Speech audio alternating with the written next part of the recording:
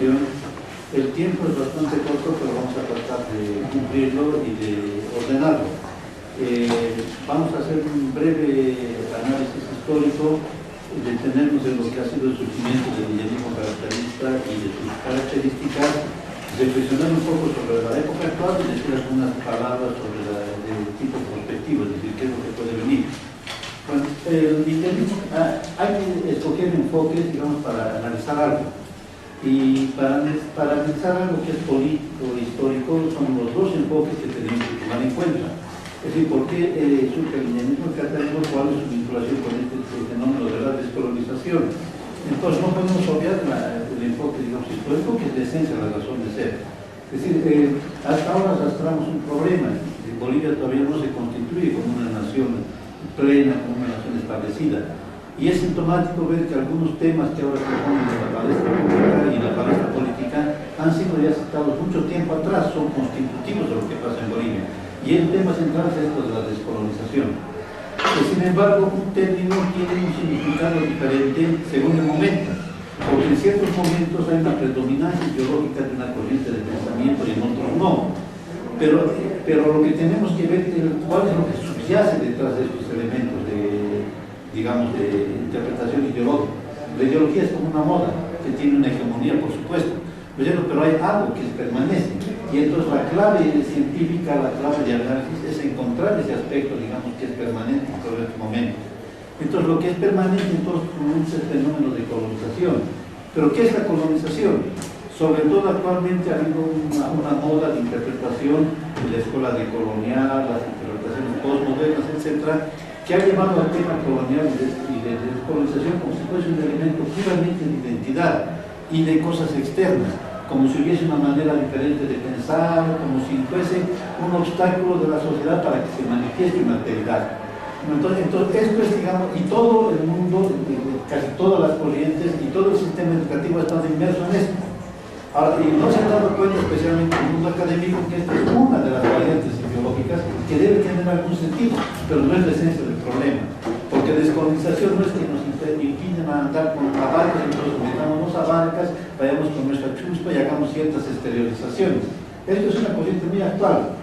Pero ¿qué es en realidad la colonización y la descolonización? Es un hecho histórico y político. Sucede que había poblaciones que vivían en este territorio y esas poblaciones han sido violentadas por otra población que venía de afuera. Entonces, y esas poblaciones se han visto marginadas, han sido expulsadas, han sido impedidas de ejercer el poder, digamos, de control y de libre expresión, digamos, en su territorio, y se ha ido conformando un esquema político en base a ese hecho. ¿No es cierto? O sea, la nación boliviana de alguna manera es continuación de la invasión española, porque no ha hecho una sociedad global. El indio no ha podido, digamos, libremente expresar su manera de ser. ¿No es cierto? Y la descolonización es la cuestión histórica que esos pueblos reclaman la libertad de gobernarse ellos mismos. Y ahí se entiende lo que es un hecho histórico muy importante que ha sido el fenómeno de descolonización, porque el continente americano no ha sido el único colonizado. La colonización ha sido un hecho mundial, y especialmente a partir de los años 60 ha habido el fenómeno de la descolonización. Y como en esa moda, digamos, no había, digamos, el postmodernismo, nadie ha perdido su tiempo en exteriorizaciones, ni alteridades, ni todo lo que es corriente actualmente, sino que ha sido una lucha política por controlar el Estado o por crear su Estado. Entonces, simple y llanamente, digamos, esa es la descolonización. Evidentemente, también en esa época había lo ideológico. ¿Y cuál era lo ideológico? La corriente marxista que tenía fuerza. Por eso estos movimientos de descolonización han estado inmersos en esa pugna entre el este y el oeste, y han tenido como aliado a los gobiernos socialistas, a la Unión Soviética particularmente, y a los movimientos, digamos, en los países coloniales, especialmente en los jóvenes, que estaban por un modelo diferente de justicia social. Pero eso incluso que ha estado acompañado de cosas muy específicas, de creer que el mundo iba a cambiar, que se iba a convertir en socialista, ese es ropaje ideológico. El hecho ha sido la autonomía de sus poblaciones. Y una autonomía se da, digamos, en un contexto concreto. Por eso se entiende esta relación con este problema que había, y por eso se entiende, digamos, la naturaleza de la sociedad que después se crean, de los estados que se crean. Entonces, este hecho de recuperar la libertad es el hecho fundamental, es decir, de ser, digamos. Y lo que tendríamos que preguntarnos ahora es si ha habido ese tipo de descolonización, ¿no es cierto? Y no ha habido ese tipo de descolonización. Falta todavía la Bolivia integrada, es una Bolivia segmentada. Y lo que ha habido ahora, digamos, son poses y oposiciones, de lo cual el Estado plurinacional es emblemático, digamos, de querer hacer una descolonización, es de querer dar los derechos negados a las poblaciones indígenas, esta vez en un marco de pluralidad, de autonomías, etc. Si hacemos un balance desde que esto salió a partir de los años 2005, más o menos, que desde el inicio estaba, a 2011, que estamos, a 2017, que estamos actualmente, digamos, vemos que ha sido un fracaso. Las autonomías, las poblaciones originarias han despreciado, el simbolismo se ha ido apagando. Recordémonos de las procesiones de Pomoral Sentihuanal, de los matrimonios colectivos que quería hacer el gobierno, de los cuales Chile esperemos que llegue a ser uno de los funcionarios más encargados de ello. O sea, digamos, todo ese exaltismo, digamos, se ha apagado. En Bolivia, en vez de ser una cuestión diferente, con pensamiento, que en vez de computadores se utilice la YUPAN, etc., otra vez es un país en el que se trata de captar votos y esta vez a través de esa tecnología que se aborrecía, de lo cual el símbolo más importante es el teleférico. O sea, conclusión de nuestra población, cualquiera que sea, le gusta el modernismo.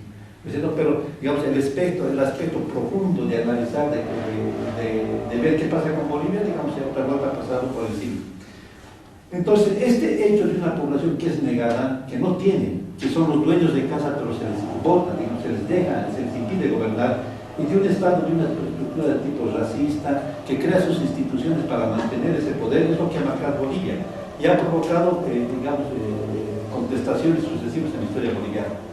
Uno de los mitos que se ha creado actualmente, que creó el modernismo, es como si hubiese una radical diferencia entre lo indígena y lo no indígena. Como si el indígena fuese una especie de mundo aparte, ¿no es cierto? Influenciado por esta película de Avatar, por ejemplo. El indígena habla con los pajaritos, se comunica con la madre naturaleza, conecta su trenza al árbol, ¿no es cierto?, para poder comunicarse con el cosmos. Una serie de fantasías, ¿no es cierto?, que muestran más bien ciertos deseos y ciertas necesidades.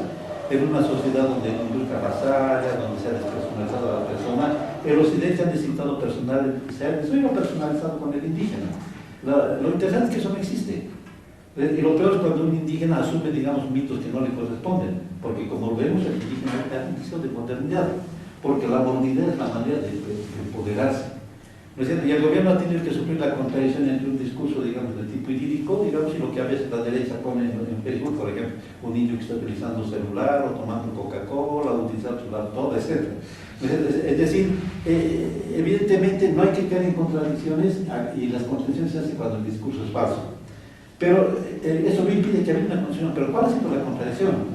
Que no se ha dejado al indígena, digamos, en la capacidad de apropiarse de un poder y de insertarse, digamos, en una sociedad establecida.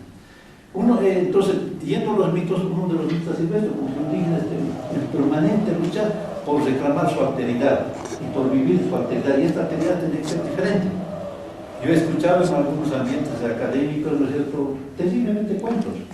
Hay cursos sobre la identidad indígena, y lo curioso es que escuchan ese curso gente que es de origen indígena, gente que viene mismo del campo, donde se llaman fantasías sobre las relaciones sociales, ¿no es cierto? Y para simbolizar en un simple ejemplo y no atardarme en ello, como si el indígena todas las mañanas saliera, levantara las manos y recibiera la energía del sol, ¿no es cierto?, y después se dedicara a allí. Entonces esas cosas absolutamente no existen. En el campo, digamos, como lugar, el deseo, digamos, de adaptarse a la historia, el problema es que se ha impedido a la indígena. Y se le ha impedido porque hay una diferencia básica. Vamos a ver si tenemos el tiempo para hablar de cuáles son las diferencias. Entonces, este hecho político ha provocado protestas, pero no solamente protestas, no solamente rebeliones. Una constante en el mundo indígena es que ha habido y hay un deseo del indígena de integrarse a lo nuevo. El indígena no es como en las caricaturas actuales, sino es un deseo de tener, de integrar. Solamente se entiende el triunfo de los españoles si sabemos que ha habido gran cantidad de indígenas que han hecho parte de las tropas de los españoles. Y no es porque el indígena haya tenido, digamos, haya sido un desleal o le haya faltado personalidad política o sido un servil por naturaleza. Se debe entender porque la lógica, digamos, de contacto anterior a la llegada de los españoles era de esa. Era, digamos, de tratar de tener la mayor cantidad posible, digamos, de relación con nosotros, de enriquecerse y de vincularse a cosas mucho más grandes. No es cierto solamente que los españoles no eran indígenas. Entonces no podía haber ni paz ni podía haber conflicto, porque había paz y conflicto en nuestras sociedades. No era una sociedad idílica ni mucho menos, sino había aquí en sí lógicas diferentes. Entonces, y en esas lógicas el indio fue perdiendo. Entonces, lo que era, digamos, una manera de crear alianzas de indígena, que lo hace incluso actualmente cuando nombrar padrino es alargar la influencia, digamos, familiar de una persona, buscar alianzas con otros, y el indígena no tiene empacho de nombrar de padrino, digamos, un jara. Y no es solamente porque haya sometimiento colonial, sino porque es la manera de alargar su campo de influencia y que se degenera justamente porque la situación colonial si no fuese colonial la relación sería otra. Eso lo sabemos a nivel grande, ¿no es cierto? Pero se resultó mal porque el español tenía otras percepciones, no buscaba, digamos, no buscaba posesionarse, no buscaba integrarse. El español ni siquiera buscaba crear una realidad nueva, una sociedad nueva acá. El español no era como el pionero norteamericano que iba a colonizar, que fue un verdadero colono, que fue a agarrar un terreno a costo del exterminio de los indios. Acá el español buscaba agarrar riqueza y sacarla lo más rápido a España y regresar rico, ¿no es cierto? Y regresar rico y ser bien considerado. Los nombres de indianos eran eso, era la gente española que venía acá y que venía de las Indias y que se contentaba de su riqueza. Y eso, digamos, ha marcado, incluso ha marcado al colonizado, o no hace eso nuestra gente. Viaja a Perú, viaja a Chile, incluso aquí a Santa Cruz, trata de acumular y después la gran fiesta en el pueblo, la casa con las rosetas, con los azulejos en la fachada, ¿no es cierto? Cuestión que los blancos utilizan para su baño, nosotros utilizamos como signo de ostentación de poder. O sea, se ha ido dando toda una serie de meses de creación de nuevas formas donde la base social y política. Entonces, este deseo de integrarse del indio es así permanente, pero ese deseo no se da. La parte, digamos, española ha rechazado la creación de algo nuevo. Y es irónico ver cómo el español, o el descendiente español, agarra el mito del mestizaje para decir aquí no hay problemas, como si nos hubiésemos mestizado biológicamente, culturalmente, políticamente. El primer obstáculo ha sido, digamos, el poder español. Y recién cuando estos aspectos llegaban a un momento, digamos, de insostenibilidad, de contradicciones, donde lo económico jugaba muy importantemente con las rebeliones indígenas. Eso fue lo de Tupac Katari. Porque los primeros enemigos de Tupac Katari fueron los caciques, y los caciques eran lo que podríamos llamar los colaboradores. La gente que decía tenemos que articular con los españoles, y ahí se entiende por qué los españoles lanzaban la crisis de la República de Indios y la República Española, que contentaba a ambos. Ambos tenían la ilusión de tener un poder, y es irónico ver cómo el posmodernismo lo vuelve a lanzar, y el gobierno también, que es una cosa de las autonomías. Ellos por su lado, y para que uno esté por su lado tiene que ser diferente. Entonces el español tenía el deseo siempre de la diferencia, porque si uno no se entiende, no se entiende que no estemos en algo común, y estando en algo común porque el poder no estaría en la mayoría, ¿no es cierto? Y entonces cuando esto llegaba a ser insostenible por cuestiones de posesión de tierras, de trato, etcétera, de impuestos, etcétera, surgieron las rebeliones, Tomás Katari acá, Tupac Amaru en Perú y Tupac Katari en Bolivia. Y después, bueno, ese fue quizás el momento donde podría haberse dado la descolonización en los términos clásicos del término, como se llama en otras partes del mundo, donde la parte de la nación oprimida se levanta, expulsa al invasor y crea su propia nación. Y no se dio. Entonces tenemos que ser claros en la historia, no se dio. O sea, porque por varias razones, aquí es muy corto el tiempo, vuelvo a decir, para poder explicar, digamos, la rebelión de Tupac Katari fue aniquilada, ¿no es cierto? Y el poder español se consolidó mucho más. Y ya hubo ese largo periodo de colaboracionismo, si podemos dar algún término. Y después es bruscado, digamos, intermitentemente. Vamos a ver solamente, porque en tiempo algunos hechos importantes, lo de Zaratehuica. O sea, los Zaratehuica igual creen que pueden lograr derechos, porque además los liberales le hacen creer que puede ser el vicepresidente y se había, digamos, al bando liberal. ¿No es cierto? Igual es traicionado, después Zaratehuica abajo, etc. Pero igual, lo de Zaratehuica era un fenómeno más colaboracionista, buscaba el poder al interior de Bolivia y creó en las palabras. Tenemos el 56, un intento de revolución nacional, un fracaso grande, ¿no es cierto? Y después el 56, la eclosión de los problemas, de los conflictos entre los indígenas, ¿no es cierto? Y la rebelión de Laureano Machaca, una persona con mucha inteligencia y por el contacto que tiene acá, y eso es importante, solamente el contacto con lo que nos ofrece nos despierta, digamos, la inteligencia.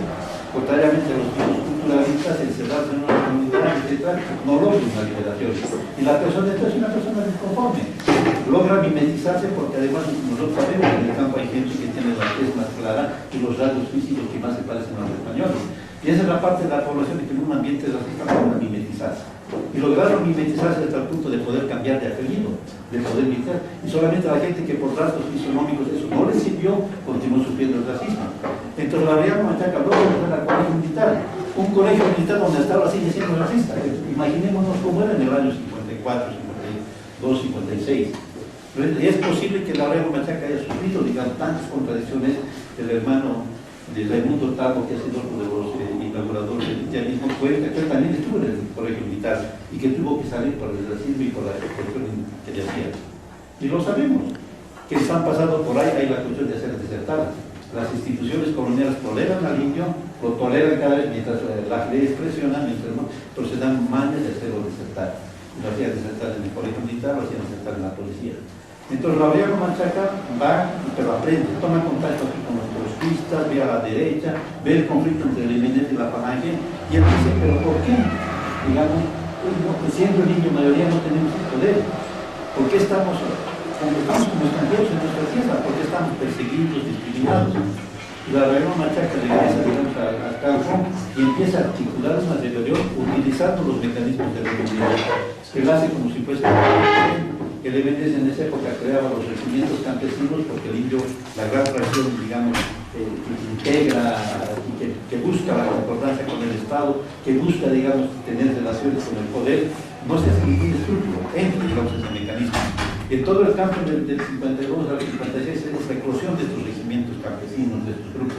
Y cada bando se identifica con una de las tendencias que tiene el MNS, ¿no es cierto? Y la verdad no se capaz de vino eso, pero por debajo está formando su propio ejército. Y su idea es introducir un ejército de 100.000 hombres, invadir La Paz y restaurar el poder civil, ser gobernante, ser poderín. Entonces, eso no se logra porque hay también contradicciones en el seno del campo.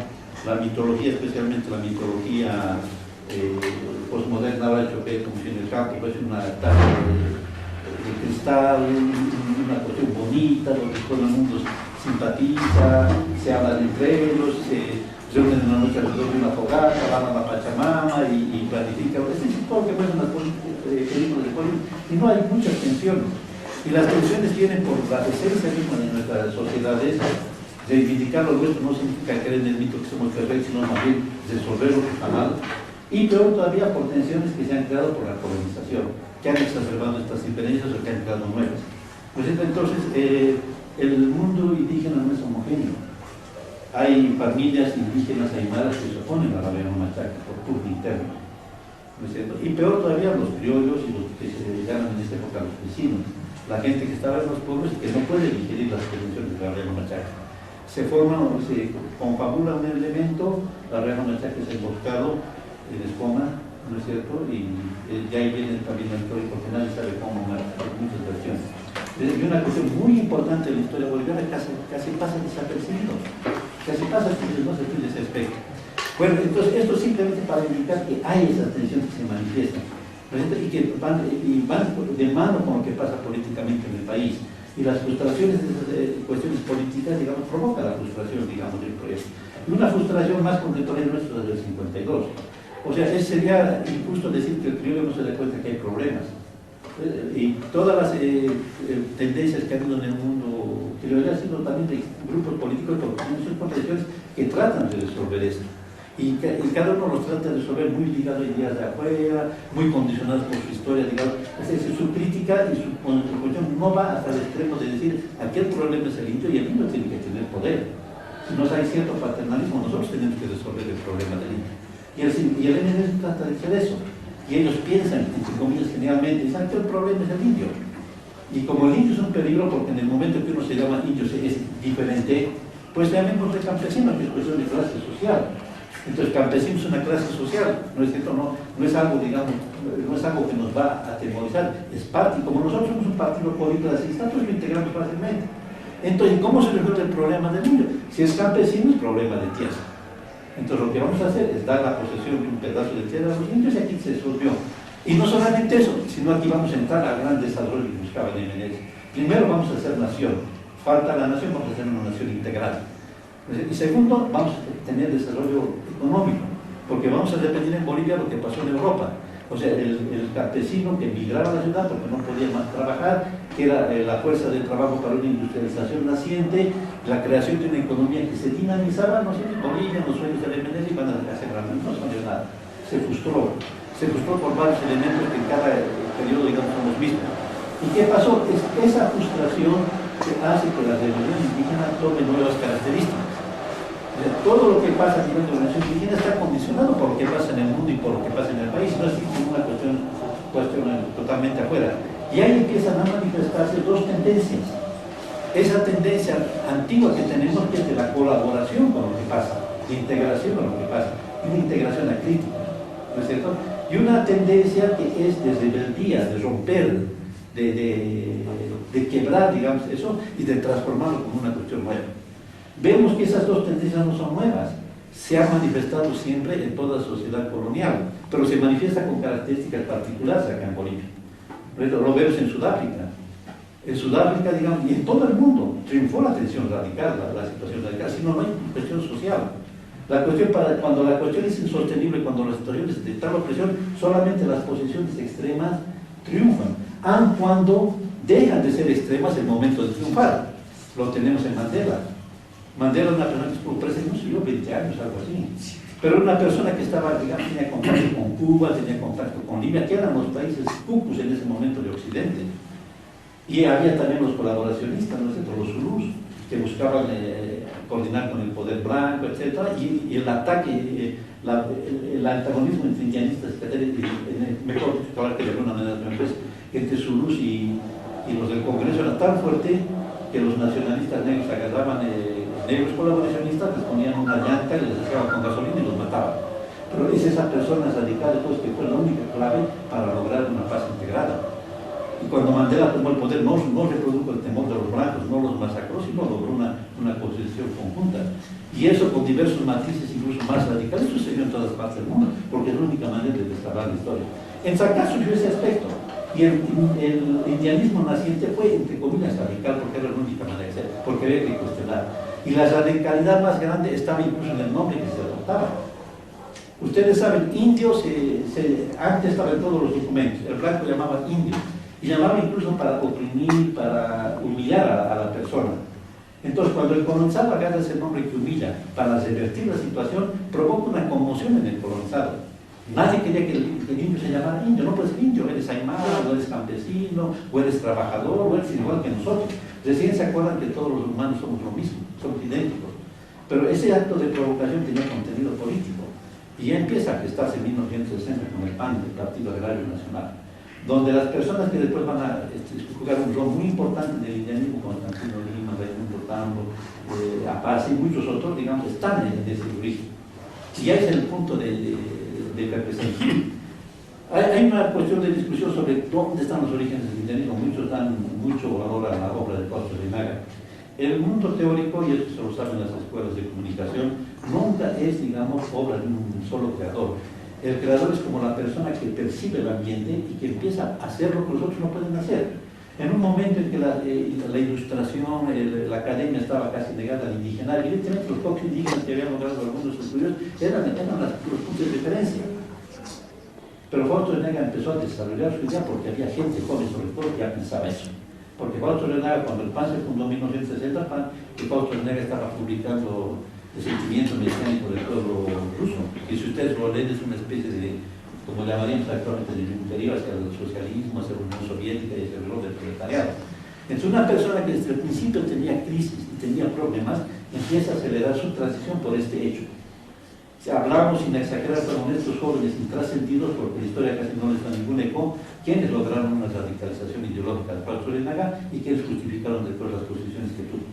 Bueno, entonces, pero para entrar de lleno al indianismo catarismo, entonces, de alguna manera surge esta diferencia. El indianismo surge como algo radical, posteriormente se concretiza lo que ha sido, a mi modo de ver, el movimiento por excelencia, digamos, emblemático de esta tendencia que ha sido el militar, y que trae aparejado ese aspecto que ha marcado todo lo radical en Bolivia en el indio. O sea, una cuestión clara, una cuestión perceptible, pero trae muchas insuficiencias. Porque el radicalismo llega a despreciar, digamos, otras cuestiones que son obvias y se contrapone, digamos, totalmente a aquello que era la otra vertiente, la vertiente, podríamos llamarla sin ofender, ¿no es cierto?, de los indios colaboradores, que se representa en el catarismo.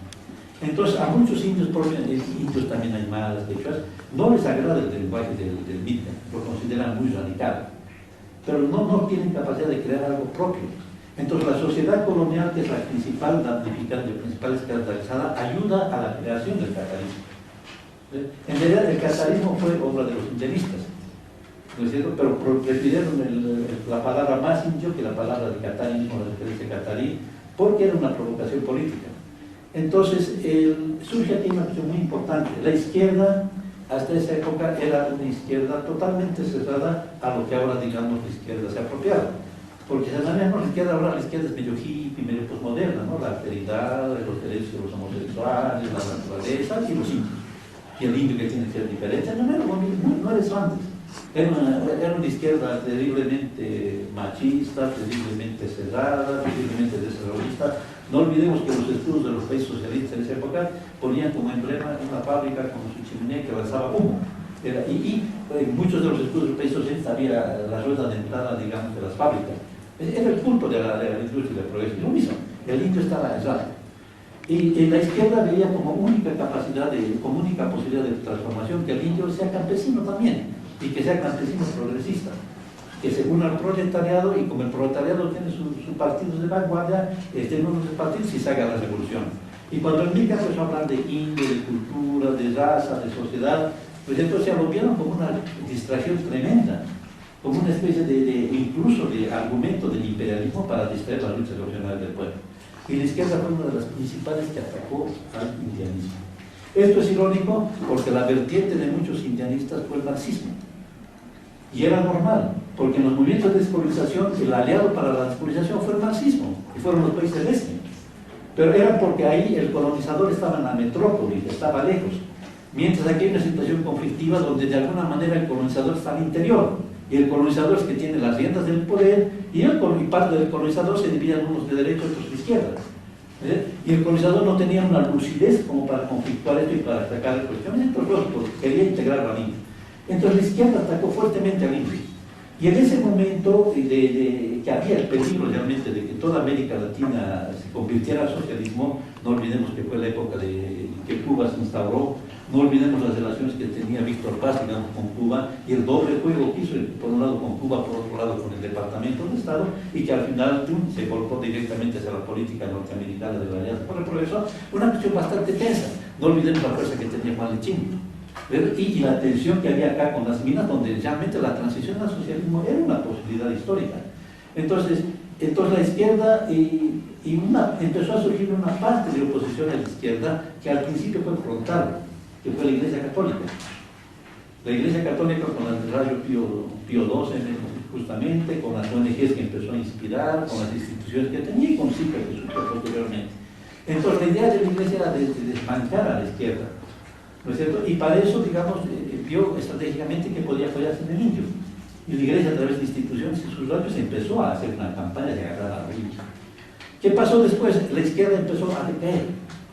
Decayó tan grandemente que no olvidemos después desapareció la Unión Soviética, cayó el muro de Berlín. Y el marxismo mecánico, así bien, cayó en un caos totalmente absurdo. Y ahí la Iglesia se volvió progresista. La Iglesia, digamos, agarró todo el discurso de la izquierda y la Radio Pío XII, CIPA, etcétera, lejos de ser anticomunista, llegó a ser como la verdadera izquierda. Y entonces es ese aparato ideológico y práctico que agarró a algunos indígenas, que aprovechó esta disensión que había interna, digamos, entre modernismo, atavismo, radicalismo, necesidad de consensuar, etcétera, y alentó a esta tendencia del tipo catalista.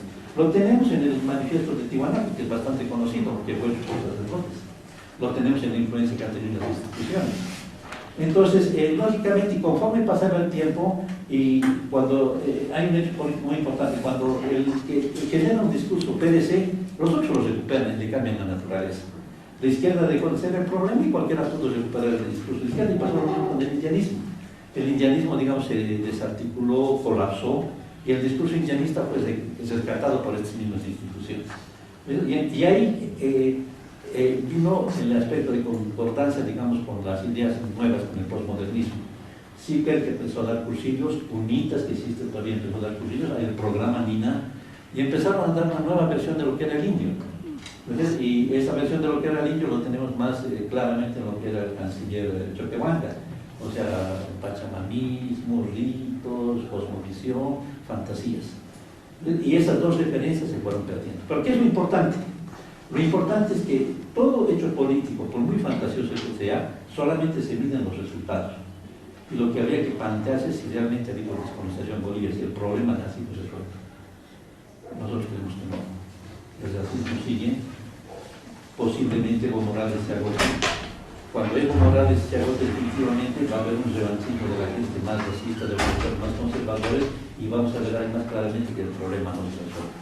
En el gobierno indígena, ¿cuántos indígenas hay? Hay aquellos que siguen el discurso paternalista. Y los indígenas que se están formando, entre otras cosas, aquí en las aulas de la universidad, no tienen cabida. Los que tienen nivel de decisión son aquellos que están todavía en incertidumbre en el colonial. Entonces, es posible que otra vuelta surja en Bolivia estos temas que no están resueltos. Y lo que es de esperar es que este antagonismo que ha habido entre indianistas y catalanistas no surja de esa misma manera. Porque ambas partes, a mi modo de ver, mostraban dos facetas que eran, digamos, facetas constitutivas de todo el mundo. Una necesidad de radicalidad, de ideas claras y alternativas, y por otro lado, una característica de nuestro pueblo que no es lo que se ha presentado siempre, que es un deseo de actualidad, de empoderamiento, incluso de concordancia y de vínculos, digamos, con lo que hay. Ahí entonces, si va a surgir de la misma manera, yo creo que lo que va a surgir va a ser como el MITCA en este sentido, no siguiendo los pasos del MITCA. El MITCA y el MNTK han sido respuestas al fracaso del 52. El fracaso del MAS va a generar respuestas políticas.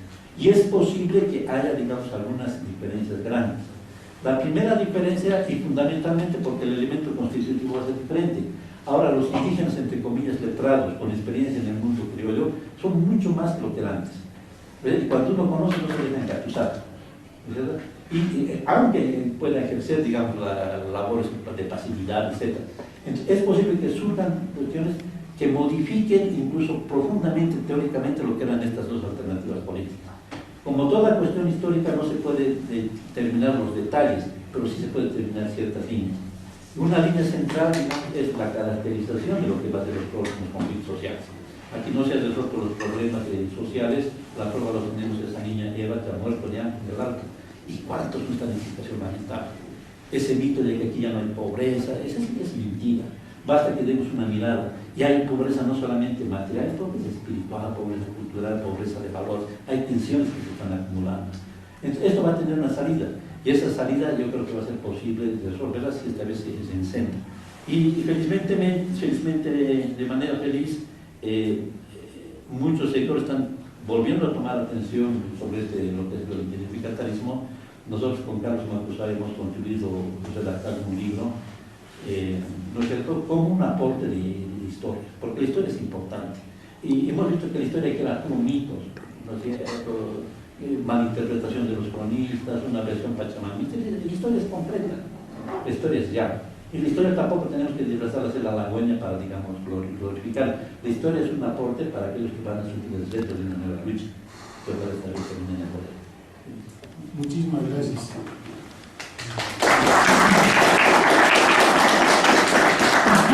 Inmediatamente damos la palabra al doctor José Luis Avena para que haga uso también del tiempo similar al licenciado Portugal, con la esperanza de que luego tengamos todavía unos minutitos para un intercambio de ideas con los asistentes. Bueno, muy buenos días, hermanos y hermanas. Efectivamente, mi nombre es José Luis Saavedra, yo soy quechua runacán. Hablo perfectamente bien el quechua. Es algo que la universidad no ha logrado extirpar, me diríamos así. Y empiezo con esta cuestión del idioma, porque nuestros gobernantes no saben ni quechua ni aymara.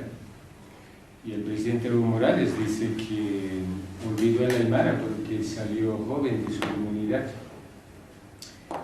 Y yo digo que eso es falso, porque yo he salido mucho más niño que Evo Morales de mi comunidad, quechua, en Calacay, y sé muy bien el quechua, hablo bien. En su taponificación es la taparlaricón. Y creo que este es un primer elemento identitario que hay que establecer cuando se discute estos temas. Segunda cuestión, a mí me alegra muchísimo que estos temas de indianismo y catarismo se discuten en las aulas universitarias. Pedro decía, y con toda razón, que esta temática, estas movilizaciones, estos movimientos han sido durante varias décadas marginales a la academia. Acabamos de vernos con Pedro en la biblioteca de sociología. Yo estaba revisando desde más antes. No hay una sola tesis sobre indianismo-catarismo. Ángela, Esperanza y Sentir, hermano, tú tienes que hacer eso. Pero es increíble que no haya una sola tesis sobre indianismo-catarismo. Entonces la universidad vive de espaldas a la realidad social palpitante, gravitante, bulliente que hay en este país, desde, Pedro acaba de darnos el dato, desde los años 60. Algo está pasando entonces en las universidades para que nuestra universidad, yo soy docente universitario, esté ajena a la realidad de la dinámica de los movimientos sociales, a los pensamientos que se generan, a las propuestas políticas que se generan en nuestro país. Yo tengo la esperanza que eventos como estos se realicen más a menudo, se desarrollen con más frecuencia. Incluso estoy pensando, y ojalá este pueda ser el inicio de una cátedra indianista-catarista, aquí, en esta carrera. En ciencia política debería ser, pero es más ajeno aún a la problemática del indianismo-catarismo, mucho más ajeno aún, cuando ahí deberían estar discutiendo cotidianamente estos pensamientos y no seguir alienados con ideologías foráneas. Importa discutir, dialogar con el pensamiento eurocéntrico, pero ese no es nuestro horizonte, eso es alienación. Hay que empezar a discutir desde el indianismo y del catarismo. Ahora, empiezan a haber gestos, actitudes muy interesantes, y creo que hay que celebrar, y celebro la presencia del hermano de la curva del diablo, que ustedes han debido ver, es uno de los programas más interesantes que está empezando a generar debate, discusión, y además de subir esos materiales a YouTube. Me parece un grandísimo aporte, hermano, muchas gracias de verdad. Creo que eso está ayudando a empezar a discutir seriamente el tema del indianismo y del catarismo. Tercera cuestión, como presupuesto, mi colega docente decía que ustedes han leído sobre catarismo e indianismo. Muy rapidito, no quiero hacer una evaluación ni mucho menos, pero estimo que han leído el libro de Javier Hurtado, el catarismo. Sí, se ha visto. En la anterior materia. Veo expresiones medio que no. Estimo el libro de Silvia Rivera, Oprimidos pero no vencidos. Sí. ¿Ok? Los artículos del cura Albó, de Javier Albó. Muy bien. El libro que acaba de nombrarnos Pedro, Indianismo Catarista. No, ese no. Y no está ahí abajo. Voy a dejar el enlace donde pueden decir. Eso les va a dar la dirección para que lo puedan. Eso es. Por favor, enséñenlo. Ese es el libro. Ese es un libro imprescindible. Yo tengo mis reservas. Ninguna obra es perfecta, por supuesto, pero ese es un libro importantísimo. Por una razón. Y es que... ¿No vas a distraer eso? Ese libro es importante porque esos autores que acabo de nombrarles, Hurtado, Silvia Rivera, Javier Albó, y ahí termina, porque los otros, los blanco-mestizos, han escrito sobre el indianismo-catarismo. Es decir, son visiones desde afuera. Y este es un primer texto, el indianismo catarista, de Pedro Portugal y Carlos Macusaya, aunque él se dice Macusaya, que es desde los propios actores. Pedro ha sido militante del MITCA. Y creo que es importante que empiecen a haber visiones, trabajos, reflexiones desde los propios actores cataristas e indianistas. Así que yo celebro mucho ese libro del indianismo-catarismo, Pedro. Gracias. Segunda fuente importantísima para empezar a ver lo que realmente es el catarismo y el indianismo es el libro de Fernando Untoja. Fernando Untoja es uno de los más importantes, si no el más importante, teórico, ideólogo y líder del movimiento catarista. Y este librito, Catarismo, Crítica al Indianismo y al Indigenismo, es un libro que viene al pelo a lo que estamos hablando hoy. Yo les aconsejo que lean este libro, discútanlo, debátanlo, y hoy mismo está a la venta. Claudita nos ha traído para que lo puedan ustedes ver, adquirir, comprar, etc. Catarismo, crítica al indianismo de Fernando Untoja. El mismo autor, pensador Fernando Untoja, tiene otro libro que es Pache, el pensamiento simultáneo, que es más una discusión teórico-filosófica, diríamos, sobre el ámbito del pensamiento aymara, articulado a partir de este núcleo que es Pache. Pero sobre todo, entonces, este texto de Catarismo les aconsejo que lo puedan ver. Bien, entro a la segunda parte, muy rápida. El tema es indigenismo, indianismo, catarismo y los retos de la descolonización. Muy rapidito, ¿qué es el indigenismo? Y me hubiera gustado muchísimo que estuviera presente puesto en Guidón Chile. Ayer en el Face alguien lo decía y creo que se ha cumplido, que ojalá esté sobrio. El Kumpa toma bastante bebidas espirituosas, se dice. Pero es grave que no haya venido porque se comprometió. Hablamos y ayer me dijo que iba a estar. ¿Qué es indigenismo? Es una ideología oficial de los estados latinoamericanos.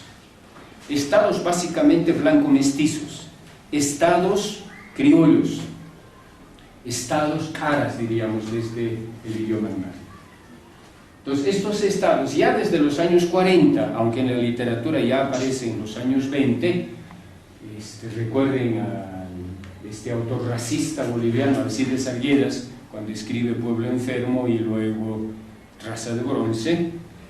En Ecuador, Huasipungo, de Jorge Icaza. En Perú, El mundo es ancho y ajeno, de Ciro Alegría.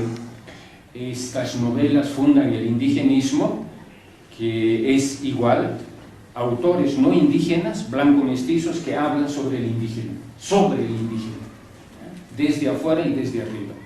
Esta ideología desde los años 40 va a ser asumido por los estados para, algún dato nos daba Pedro, es importante, los indios en estos países y en el continente continuamente han estado luchando, peleando, guerreando, dirá don Felipe Quispe, y es frente a ello que los estados implementarán políticas indigenistas para aplacar las iras revolucionarias de los indios, que obviamente están luchando contra la dominación colonial, contra el racismo y todo eso que nos ha hablado Pedro. Entonces, el indigenismo es una medida o conjunto de medidas y de políticas contra insurgentes. Bienvenido, Zenobio. El indigenismo es un conjunto de políticas contra insurgentes. Es para que el indio no se rebele, es para que el indio continúe sumiso. Ahora bien, esas políticas aparecen en los años 40, son implementadas por el Estado del 52, por supuesto. Toda la política rural, desarrollista, la política educativa, la política de integración del indio, la política de castellanización que implementa el MNR, todo eso es política indigenista. Y es para mantener al indio sumiso, oprimido, dominado. Lo más grave es que el indigenismo no se queda en el MNR, no se queda en el pacto militar campesino de las dictaduras militares. Lo más grave es que el indigenismo se reactiva, se recarga en el gobierno del presidente Evo Morales. La Constitución aprobada en 2009, la Constituyente, las leyes que va emitiendo el gobierno del presidente Morales, incluida la ley de la Madre Tierra, 2 leyes de la Madre Tierra, no una. Todo este conjunto de aparataje ideológico indigenista, porque son los no indígenas que están hablando sobre el indígena, Álvaro García Linera, Romero, Quintana, Arce, todo ese conjunto de blancos mestizos, de caras, son los que hablan sobre el indígena, hacen leyes sobre lo indígena. Retóricamente se habla del indígena, retóricamente se habla de la madre tierra, retórica y demagógicamente se habla de los derechos de los pueblos indígenas. Eso está no solamente en la constitucionalización del Convenio 169, la Declaración de las Naciones Unidas sobre los Derechos de los Pueblos Indígenas, que es asumida como ley por este gobierno, por este Estado, En fin, tenemos un montón de leyes que hablan y hablan bien, interesante del indígena. Pero ¿por qué decimos que es indigenismo lo que hace el gobierno del presidente Evo Morales? Porque retórica y demagógicamente se habla del indígena, prácticamente se lo reprime. Ahí está Chaparina, ahí está Tacobo Mora, que es de lo que nadie habla, no se habla, está encubierto la sangrienta represión de Tacobo Mora, el 18 de agosto del 2015, un día jueves, en que más de 70 hermanos guaraníes fueron sangrientamente reprimidos. Y estos hermanos y hermanas que fueron reprimidos, sangrando, 17 horas que no fueron atendidos por ningún médico, por ningún hospital. Gracias a la Pachamama no hubo muertos, pero fue una represión salvaje, ordenada por el gobierno del presidente Evo Morales. Lo mismo, ojo, que las dos muertes de nuestros hermanos en Caranavi, los dos jóvenes que fueron matados, yo diría asesinados por la policía, y cuyos nombres responden, ojo, Fidel Mario Hernani, el primer joven que fue matado por la policía en Caranavi, y el segundo, David Calizaga. Además del mi hermano quechua, Luis Mamani, en Maycucota, que también fue asesinado por la policía. ¿Y por qué decimos que este gobierno es indigenista? Porque ese conjunto de crímenes contra nuestros hermanos están en la más absoluta impunidad.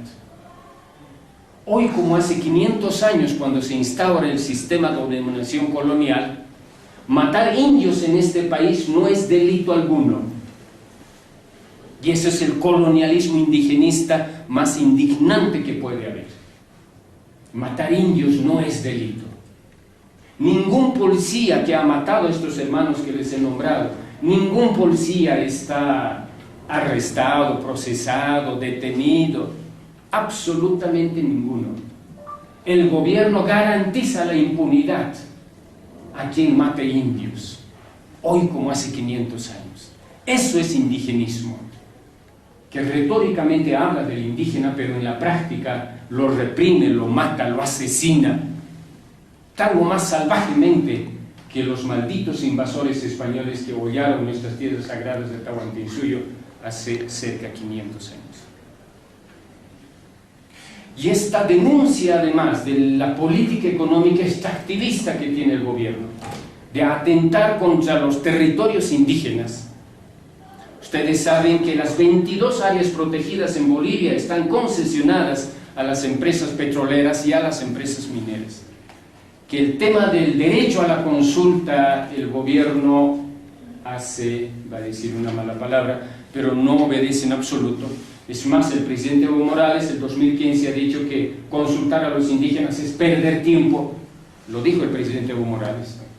Es perder tiempo. El derecho más elemental de los pueblos indígenas, el derecho a la consulta, este gobierno no implementa en modo alguno. En modo alguno. Entonces, eso es indigenismo. Un indigenismo racista, colonial y genocida, porque mata, asesina a nuestros hermanos. Bien, pasemos al tema indianismo. Varios datos ha dado Pedro, él conoce muy bien, entonces no voy a abundar, pero yo diría, y no sé si vas a estar de acuerdo, Pedro, como 3 fases importantes en el indianismo. Es importante, solo los voy a nombrar, no hay mucho tiempo para desarrollar. Hay una primera fase que yo la llamo de escritorio, que es el indianismo de Fausto Reynaga. Fausto Reynaga nunca hizo política, nunca se movilizó, nunca organizó a los indios.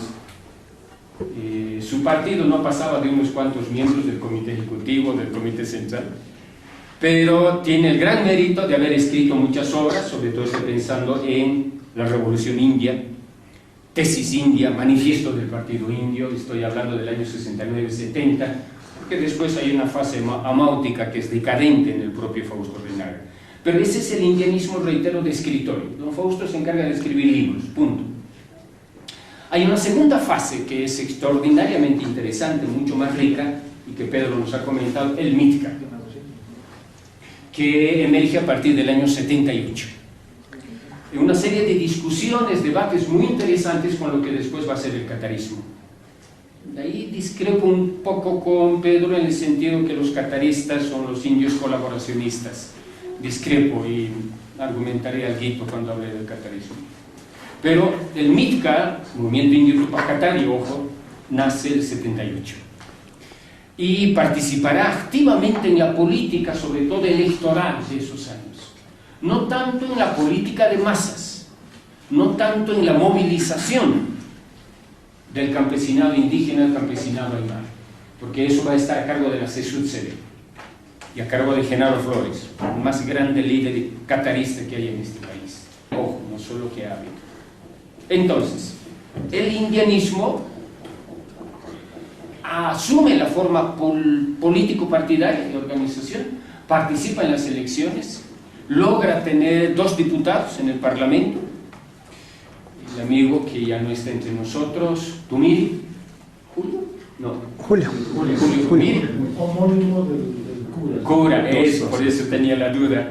Y luego el propio Constantino Lima y también don Luciano Tapia, que han estado en el Parlamento, pero cuya acción fue muy escasa, acción política, efecto político fue muy escasa, por quizás la necesidad de oponerse al sistema que no logró afectar ni influir en el conjunto de las políticas que se desarrollaban en los años 79-80.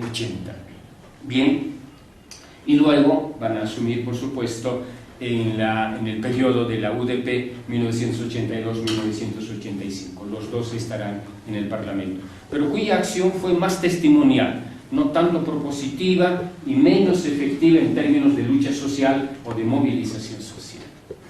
Muy bien, y ahí termina el indianismo como forma de organización política. No hay más. Como partidos, quiero decir. Se divide, MITCA, MITCA 1, y después se pierde. Hay una tercera fase, y eso es lo que hago falta en tu libro, Pedro. Hay una tercera fase que para mí es la más potente del indianismo, que es la que emerge a partir de la rebelión aymara del 2000 al 2005.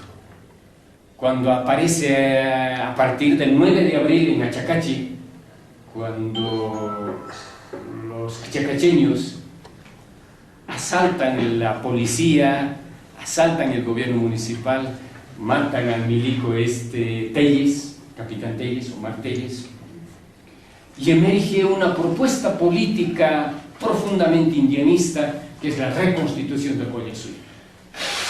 Y el máximo representante de este indianismo en acción, de este indianismo rebelde, de este indianismo que está bloqueando los caminos y que está haciendo propuestas políticas de carácter estatal, es don Felipe Quispe el Maico. Jayaya don Felipe Quispe. Ahí está el indianismo en acción. Ahí está el indianismo hecho acción de masas. Ahí está el indianismo hecho movilización.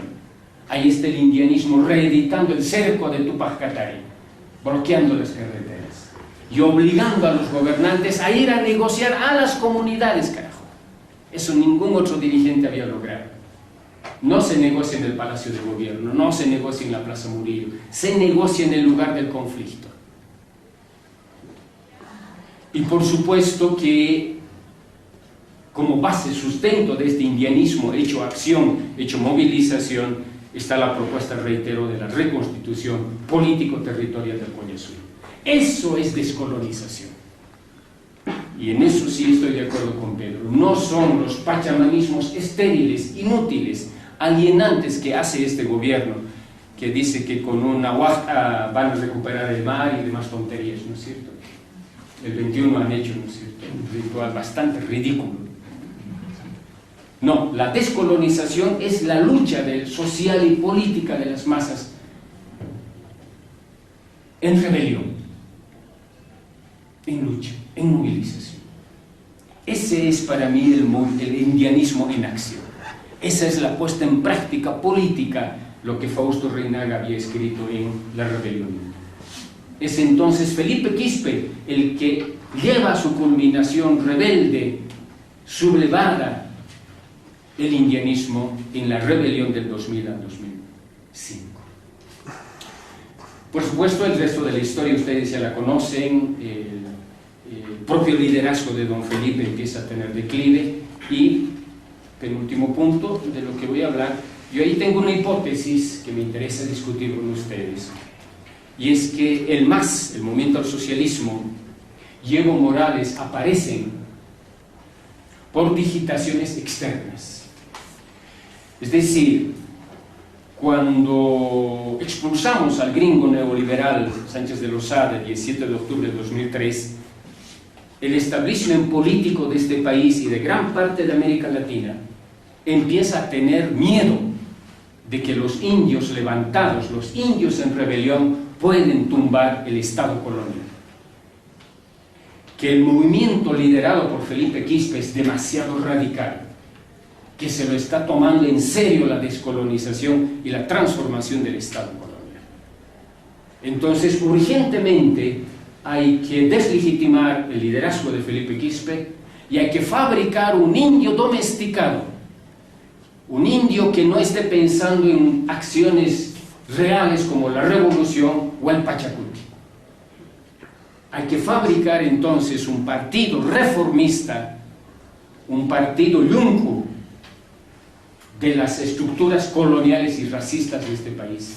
Y ahí las ONGs nacionales e internacionales van a intervenir de una manera muy activa para fabricar un movimiento llamado MAS, Movimiento al Socialismo, y a inventarse un supuesto líder indígena que nunca antes hablaba de lo indígena, llamado Evo Morales. El MAS y Evo Morales entonces aparecen como medida contrainsurgente para contrarrestar el carácter profundo y radicalmente anticolonial de Felipe Quispe. Entonces, así como han hecho en varias otras coyunturas, como Túpac Katari o Wilka Zárate, el sistema colonial dominante, moderno, occidental, capitalista, inventa y se fabrica al MAS, y se fabrica también un líder, un supuesto líder indígena que no habla ni siquiera aymara ni quechua, llamado Evo Morales. Y lo que vemos en estos 11 últimos años de gobierno, les decía acerca del indigenismo, es exactamente medidas contrainsurgentes. No es para descolonizar el Estado. El famoso viceministerio de descolonización a cargo de Cárdenas se ocupa de demandar a la gente que hable mal en contra de Evo Morales. Se ocupa, lo ha dicho muy bien Pedro, de matrimonios colectivos, que es lo más reaccionario que puede haber. Ustedes han debido leer Engels, El origen de la familia, propiedad privada y el Estado. El matrimonio es la institucionalización de la propiedad privada. Ojo. Entonces no hay algo más colonial que los matrimonios colectivos, y eso, y Don Chivi y Cárdenas dicen que es descolonización. Bien, entonces, reitero esa hipótesis en el sentido que la instauración del gobierno del MAS y del liderazgo de Evo Morales es para aplacar las insurgencias, las rebeldías, la insurrección y la sublevación de los indios, y la posibilidad cierta y real de transformar y descolonizar este Estado llamado boliviano, aún con todo y plurinacionalidad. Bien, finalmente, ya pocos minutos, catarismo. A ver, el catarismo tiene como tres vertientes muy interesantes, solo las voy a nombrar y luego si hay debate podemos ampliar un poco más. Discrepo otra vez con Pedro en este punto, en el sentido de que el catarismo es obra de los curas y de las ONGs de la Iglesia Católica. Es cierto, y en el debate que tuvimos en Alcamari lo dijimos, lo dije yo, que el manifiesto de Tiahuanaco, ahí metieron mano los curas, eso es verdad. Pero no es el manifiesto de Tiahuanaco que define al movimiento catarista, que emerge ya finales de los años 60 bajo el liderazgo de Genaro Flores. Y Genaro Flores no tiene nada que ver con las ONGs ni con la Iglesia Católica. ¿Cómo se genera el catarismo, digamos, en su fase sindical, que es la primera fase del catarismo? Emerge en lucha, ojo, no desde el escritorio, emerge en la lucha militante contra el pacto militar campesino instaurado por los regímenes dictatoriales, desde Barrientos, Banzer, etc. Es en esa lucha de autonomizar al indígena campesino o al campesino indígena de las manipulaciones del pacto militar campesino, hoy reproducidas por el gobierno de Evo Morales, Actualmente la CSUD-CB no es sino un apéndice del gobierno. Es en la lucha contra el pacto militar campesino y la derrota del pacto militar campesino con la fundación de la CSUD-CB el 26 de junio de 1979 que emerge el movimiento catarista y el liderazgo de Genaro Flores, cuyas acciones más importantes, reitero, es la derrota del pacto militar campesino. 2, la propuesta de un proyecto estatal, socioestatal, que está en germen en la Ley Agraria Fundamental de 1984, y está sobre todo el catarismo en la tesis política de 1979 y en la tesis política de 1983, donde se plantea con toda claridad la necesidad de la instauración de un Estado plurinacional. Ojo, estoy hablando de 1979 y 1983, cuando Evo Morales todavía no sabía siquiera lo que era política, en absoluto. Y ahí se plantea claramente en la tesis política, bajo la égida catarista, el Estado plurinacional. Esa es la primera fase heroica de lucha, de combate contra el pacto militar campesino, donde hemos perdido varios y valiosos dirigentes cataristas muy importantes, como el propio Raimundo Tambo, Florencio Gabriel también, Norte Potosí. Hay una segunda etapa, muy rápida también, que es el catarismo político. Pasamos de ese catarismo sindical, campesino, nucleado en lo agrario, en lo rural, a un catarismo político. Y ese catarismo político está nucleado en Víctor Hugo Cárdenas. Víctor Hugo Cárdenas entonces es uno de los más importantes líderes del catarismo, del MRTK, y luego MRTKL, Movimiento Revolucionario Tupac Katari, y luego Movimiento Revolucionario Tupac Katari de Liberación, y que va a intervenir en las elecciones. Primero con la candidatura de Genaro Flores, 1985, ahí el catarismo va a conseguir 2 diputados, van a tener una acción muy importante, 2 personas, pero una acción muy importante en el Parlamento, Víctor Hugo Cárdenas y Walter Reinhardt, con propuestas extraordinariamente importantes como la propia Ley Agraria Fundamental, la nueva Ley de Educación, de reforma educativa y un largo etcétera. Entonces hay una acción política del catarismo, ya no solo nucleado en los sindicatos campesinos, sino como acción y lucha en el Parlamento. Este catarismo político liderado por Víctor Hugo Cárdenas va a tener su impasse, por decir algo, en el gobierno de Gol, porque Víctor Hugo Cárdenas llega a ser vicepresidente de Gonzalo Sánchez de Lozada. Un primer gobierno de Gonzalo Sánchez de Lozada, no el segundo, que es el gobierno genocida del 2003, Víctor Hugo Cárdenas va a ser vicepresidente de 1997 a 93-97, gracias. En ese periodo estará él como vicepresidente y ahí van a haber medidas muy interesantes, reforma educativa, ley INRA, TCOs, ojo, por primera vez, participación popular, del cual ese es el nicho, esa es la cuna del movimiento al socialismo. Medidas muy importantes para ese momento, sin duda. Bien, eso es entonces el catarismo político. Hay una otra vertiente, y con esto termino, del catarismo político, no sindical, no campesinista, no rural, y es justamente el catarismo de Fernando Untoja, que tiene diferencias muy importantes, señalo solo algunas, con el catarismo de Víctor Hugo Cárdenas y obviamente también con el catarismo de Genaro Flores. ¿Cuáles son las diferencias más sustanciales y cuál es el núcleo de esta propuesta del pensamiento catarista de Fernando Untoja? Una primera cuestión, Fernando Untoja nos dice, no hay que referir el pensamiento catarista a un líder, por más importante e histórico que sea, como es Tupac Katari, sino al elemento fundacional del mundo y la civilización andina, que es el catari. No solo entonces un individuo, porque centrarlo en un individuo, en un héroe, es reiterar el colonialismo ideológico de marxismo de Marx, maoísmo de Mao, etcétera, etcétera. No, aquí hay algo mucho más profundo, y es que el catarismo se fundamenta en el símbolo más importante del mundo andino, que es el catari.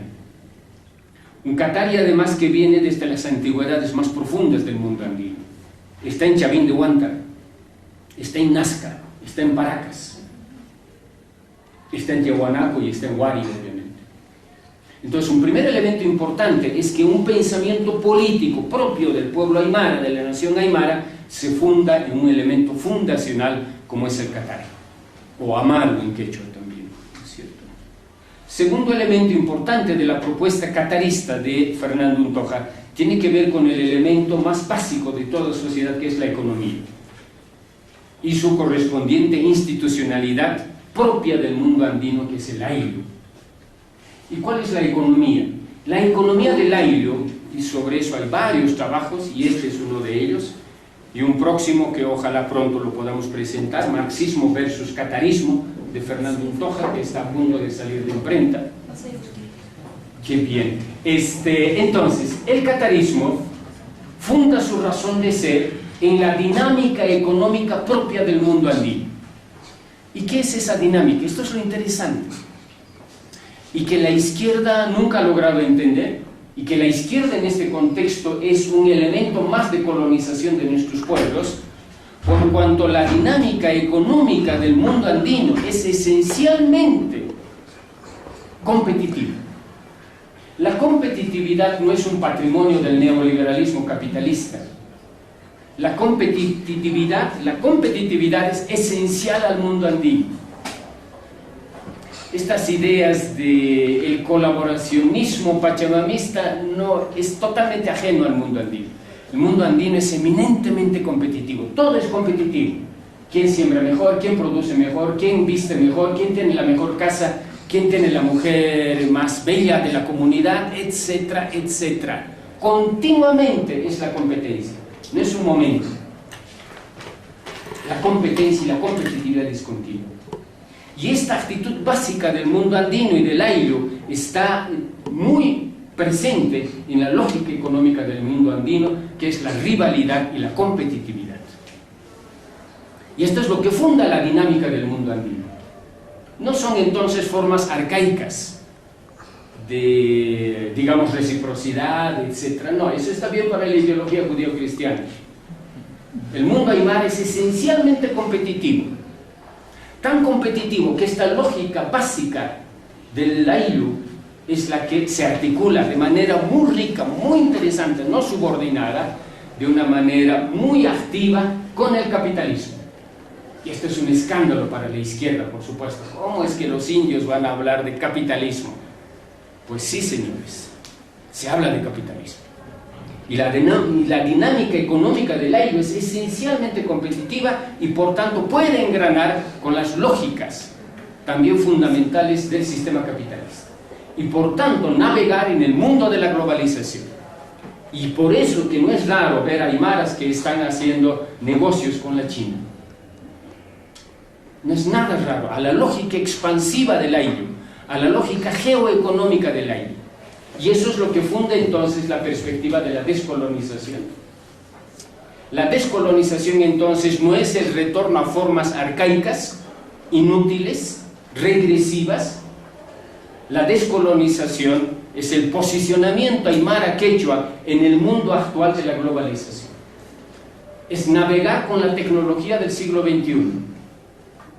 Es sobre todo posicionarnos con personalidad propia, con identidad propia, con lógicas propias, emergentes del ayllu y de la civilización andina en el mundo competitivo, profundamente competitivo del siglo XXI. Esta es una de las grandes características, yo diría, supremas de la propuesta de Fernando Untoja.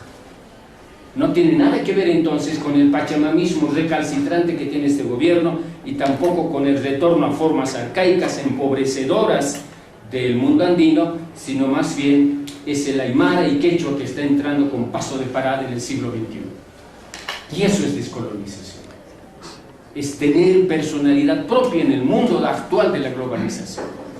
Y eso no tiene nada que ver con ser víctima, con que nos liberen, con que nos hagan algún favor los del gobierno, dándonos una cuota étnica o alguna circunscripción especial, o las 7 curules que los indígenas tienen en la Asamblea Legislativa. No, no tiene nada que ver con esas actitudes de sumisión. Tiene que ver con dignidad, tiene que ver con identidad y tiene que ver con lucha. No es para estirar la mano, sino es para levantar la cabeza y decir, aquí estamos los aymaras y quechuas, vivos y presentes después de 500 años de colonización. Bueno, esto quería compartir con ustedes. Gracias, hermanos y hermanas.